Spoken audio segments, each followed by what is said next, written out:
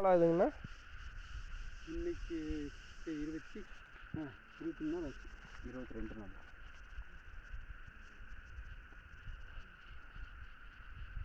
தண்ணியும் கட்டி பழகிட்டாங்க.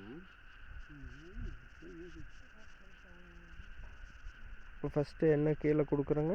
கல்ச்சர் கொடுக்குறோம். கல்ச்சர் ஃபஸ்ட்டு எடுத்து கல்ச்சர் கொடுக்குறோம். ஈரம் பண்ணி விட்டுட்டு கல்ச்சர் கொடுத்துட்டு அதுக்கப்புறம் ஷெட்டுக்காக மேலே வந்து லாரி சைடு அடிக்கிறதுங்கண்ணா. அதுக்கடுத்து வந்து ஷெட்டு கொடுக்கலாம்னு இருக்குங்கண்ணா. ஷெட்டு கொடுத்துட்டு அடுத்து என்பிகே. அடுத்து கொஞ்சம் மேலே கொடி மேலே வந்துருக்கு. ஸ்டிம்ரிச் மட்டும் ஸ்ப்ரே பண்ணுறது வாரத்துக்கு ஒரு டைம் ஸ்ப்ரே. ஸ்டிம்ரிச் ஸ்ப்ரே பண்ணுறது வாரம் ஒரு ஸ்ப்ரே கட்டாயம் கொடுத்துருங்கண்ணா. இப்போ இந்த உங்களுக்கு பார்த்தீங்கன்னா இந்த புள்ளி வந்து கட்டாயம் போய்க்கும், பரவாது. முயல் தொடாமல் இருக்குது என்ன மாதிரி அண்ணா. அது வந்து நம்ம லாரி சைடு இருக்கு இல்லைங்களா, அது ஸ்ப்ரே பண்ணும்போது அந்த ஸ்மெல்லுக்கு வராது. ஆனால் உங்களுக்கு அந்த ஸ்மெல் போச்சுன்னா திரும்ப அது வந்து கடிக்குது சார்.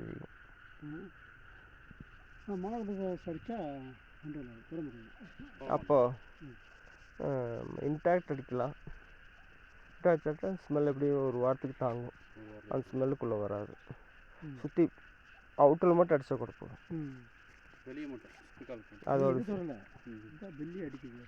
பெல்லி அங்கே வந்து டேஸ்ட் அடிக்க மாட்டேங்குது. இதை தரல, இது எங்கேயும் 1-2 ரூபா கிடச்சிது. அதை அடிச்சுட்டா பார்த்துக்க.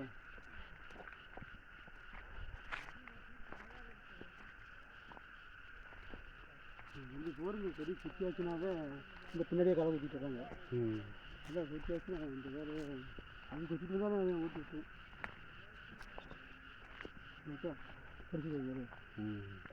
முயல் உள்ள வந்துடுது, மழை கட்டியுமே உள்ள வந்துடுது.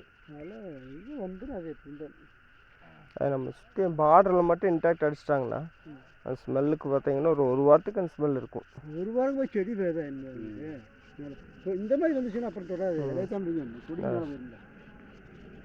கொடி அந்த நுனிவே கடிச்சிச்சு நல்லா இதாகிடும். இங்கிட்டு இதை கட்டி மேலே வந்துச்சுன்னு சொன்னால் உங்களுக்கு நைட்டு வந்து இதை போட்டு திறச்சிட்டு இது அதே டைம் தாங்கண்ணா.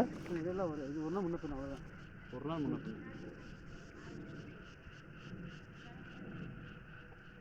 கழிச்சு எதுக்குன்னு சேர்ந்து தானே கொடுக்குறோம். மொத்தத்துக்குமே மொத்தத்துக்குமே எல்லாத்துக்குமே அதான்.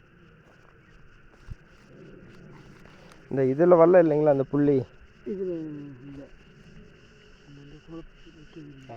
அப்போ லாரி சைடு வந்து ஏகத்துக்கு அடிச்சிடுங்க, பூச்சி பறக்காமல் இருக்கிறதுக்கு. ஏண்டி வேரில் இதுக்கு மட்டும் அடிச்சுக்கலாம். இப்போ இதுக்கு மட்டும் அடித்தா அத்தனை டேங்க் வருங்க. அப்போ 2 ஸ்ப்ரே பண்ணிக்கலாம். நம்மளுக்கு 6 டேங்க் 2 டைம் பண்ணிக்கலாம். ஒரு லாரி சைடும் ஒரு ஏண்டி வேரிலும் கொடுத்துருங்க. இல்லை இதுக்கு இலைப்புள்ளிக்கு.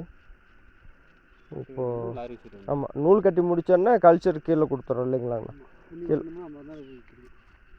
கல்ச்சர் கொடுத்துட்டு அதுக்கப்புறம் பார்த்தீங்கன்னா லாரி சைடு ஸ்ப்ரே பண்ணிவிட்டு ஆன்டிவேர் ஸ்ப்ரே பண்ணிவிட்டு அதுக்கப்புறமா ஸ்டிம்ரிச் போய்க்கலாம். இது நல்லா இது பிரித்து கட்டுறோமா, அதனால் சுற்றி இருக்குது. அது டைம் போகுது. இது அப்படி இல்லை, டைட்டாக கட்டிடுவாங்க.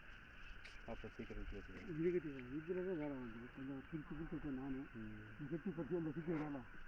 இது என்ன ரகங்கண்ணா? ரகம் என்ன ரகம்? இது பெல்லி வந்து அசோகா. சரிங்க. இது குருன்னு பெல்லி.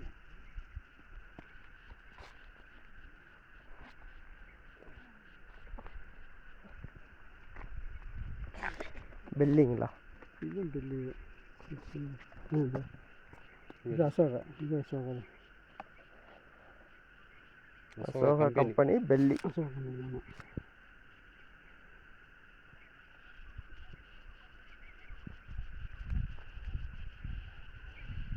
நல்லா ஸ்டிம்ரிச் ரெகுலராக அடிச்சுட்டு இருந்தாவே அந்த கொழுந்தோட்டம் நல்லா வரும். வெயிலுக்கு கொஞ்சம் சோடையாகாது, தாங்கிக்கும். ஆனால் வாரம் ஒரு ஸ்ப்ரே கொடுத்துருங்க. பச்சை பாட்டில் ஸ்டிம்ரிச்சும் இந்த ப்ளூ கலரு பயோ-99 டேங்க் 5 ml. ஸ்டிம்ரிச் வந்து இப்போதைக்கு வந்து பார்த்திங்கன்னா டேங்களுக்கு 5 ml போடுங்க போதும், கொடி மேலே வர வரைக்கும். அப்புறம் கொஞ்சம் பூ வைக்கிற ஸ்டேஜ் வரும்போது 20 பண்ணிக்கலாங்க.